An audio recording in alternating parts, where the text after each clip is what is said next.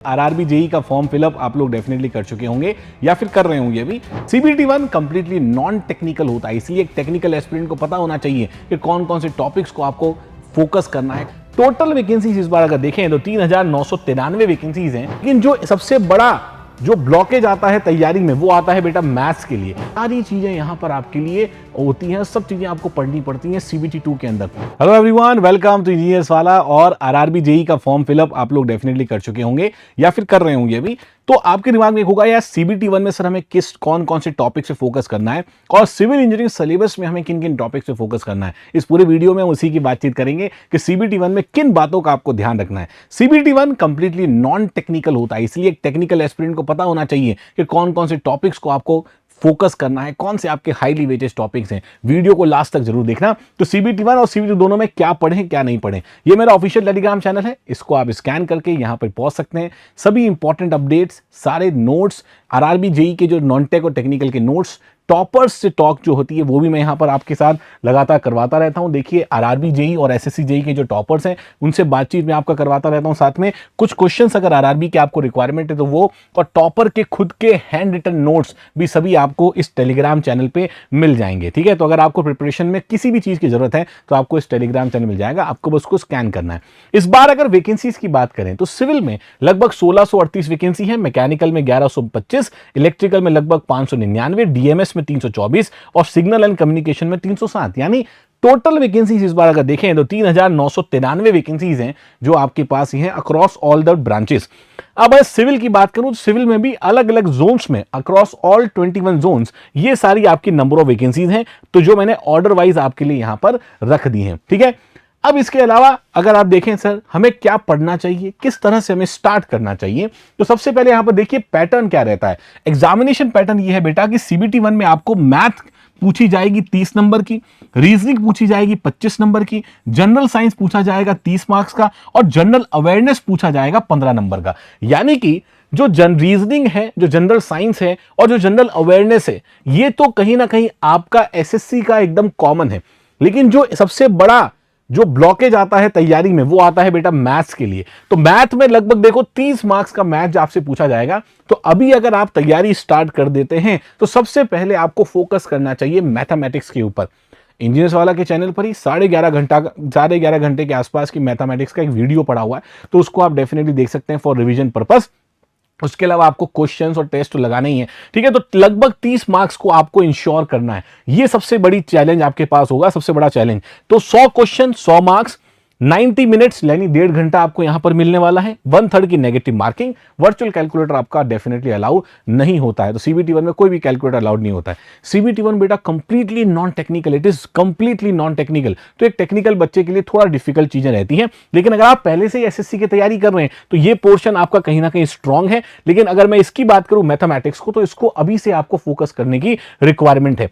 अगर आप सीबीटी 1 के नॉन टेक्निकल को अच्छे से पढ़ भी लेते हैं तो उसका आपके एसएससी का काफी सारा पोर्शन तो कवर हो ही रहा है, लेकिन साथ साथ सीबीटी 2 में भी जनरल अवेयरनेस ऑफ फिजिक्स और केमिस्ट्री ये आपकी साथ साथ यहां पर कवर हो रही है। यानी जब सीबीटी 2 में आप अपीयर करोगे, मान लीजिए सीबीटी 1 आपका क्वालिफाई हो जाए, तो सीबीटी 2 में आपको कंप्यूटर्स और बेसिक्स ऑफ एनवायरनमेंट बस इसी की तैयारी करनी बाकी रहेगी, और टेक्निकल जो है 100 मार्क्स का सीबीटी 2 के अंदर आपको देखने को मिलता है। एसएससी का नोटिफिकेशन भी आने ही वाला है, तो इस बात को आपको ध्यान रखना है कि टेक्निकल को कंप्लीटली इग्नोर नहीं करना है। एटलीस्ट डेली आपको 1 घंटा टेक्निकल पे भी देना है, अदरवाइज बाकी पूरा टाइम आप नॉन टेक्निकल को डाइवर्ट कर सकते हैं। ठीक है, अब सर सिलेबस हमारे पास क्या रहता है उसको एक बार बता दीजिए। देखिए सीबीटी 1 के सिलेबस की मैं बात करूं तो जिसकी मैं आपको बात कर रहा हूं मैथमेटिक्स को, जहां पे आपको सबसे ज्यादा फोकस करना है, तो इसमें क्या क्या चीजें पूछी जाती है बेटा। देखिए नंबर सिस्टम, ठीक है, board mass, decimals, fractions, LCM, HCF, ratio and proportion, percentages, mensuration,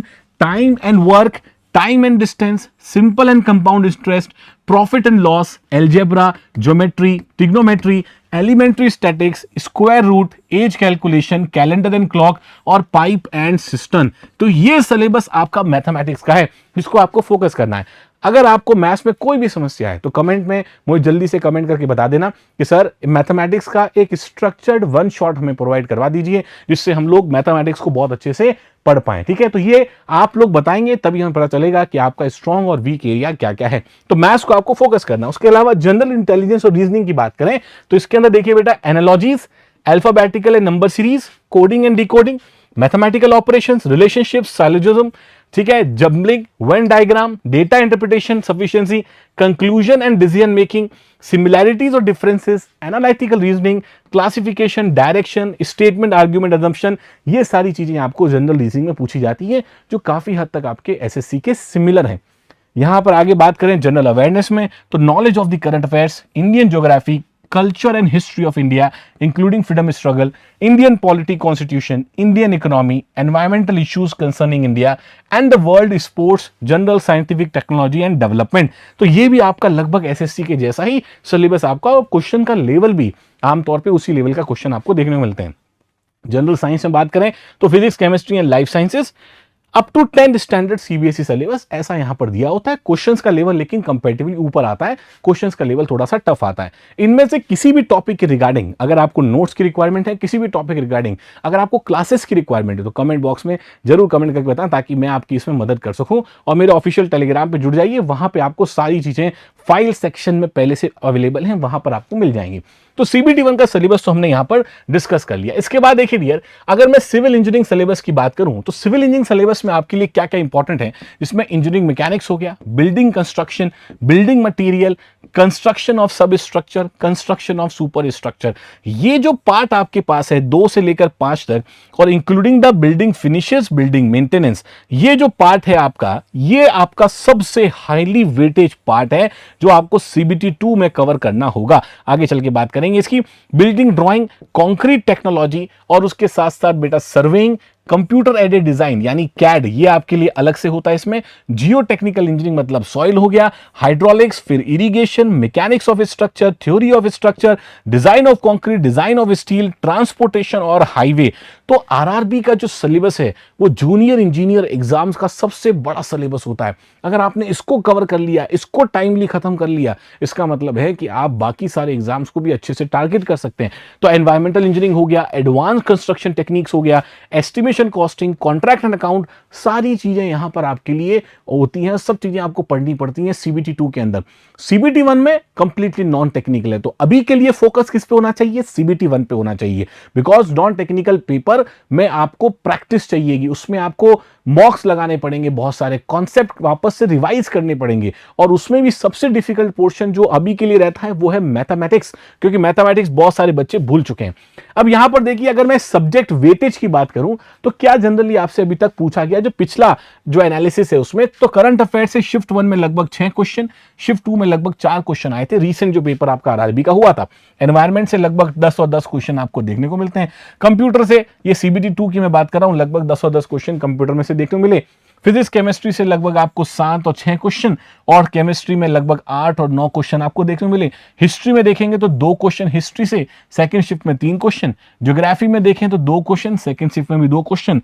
polity के अंदर मतलब लगभग आपके पास सभी सब्जेक्ट का वेटेज देखोगे तो एक स्टैंडर्ड वेटेज आपको देखने को मिल रहा है। यानी अगर आप नॉन टेक्निकल में जीके जीएस को कवर कर रहे हैं तो आपको पूरा सिलेबस ही यहां पर कवर करना पड़ेगा, और किसी भी पार्ट को आपको मिस नहीं करना है in the case of CBT 1। अब यहां पर देखिए सीबीटी 2 में अगर आप आएंगे तो सीबीटी 2 में ये कुछ ऑर्डर है सब्जेक्ट का, जिसमें सबसे ज्यादा कंस्ट्रक्शन मेंटेनेंस है, जिसमें एवरेज आपका लगभग 21 नंबर का आपका एवरेज बनता है, लगभग 23 मार्क्स का आपका एवरेज है। एस्टीमेट में देखोगे लगभग 11 नंबर का एवरेज है।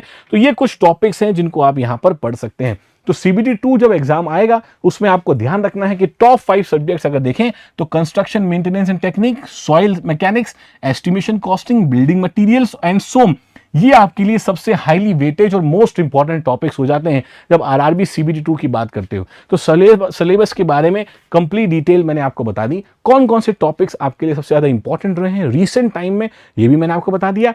अभी आपका फोकस क्या रहना चाहिए, अभी क्योंकि देखो एसएससी का नोटिफिकेशन आया नहीं है, अभी के लिए आपका कंप्लीट फोकस होना चाहिए नॉन टेक्निकल पार्ट के ऊपर जो आरआरबी सीबीटी 1 का है, और उसमें भी मैथमेटिक्स को मेरी एडवाइस मानिए, मैंने भी आरआरबी को क्लियर किया हुआ है। मैथमेटिक्स को अभी ही स्ट्रांग कर लो, क्योंकि लास्ट मोमेंट पर अगर मैथ्स को आप पढ़ोगे तो बड़ा डिफिकल्ट हो जाएगा आपके लिए, वो एक बर्डन की तरह फील होगा। तो इसीलिए मैथ्स को अभी से पढ़ना स्टार्ट कर दीजिए। कमेंट बॉक्स में कमेंट करके जरूर बताना कि मैथ्स में क्या आपको वन शॉट की रिक्वायरमेंट है। Thank you so much.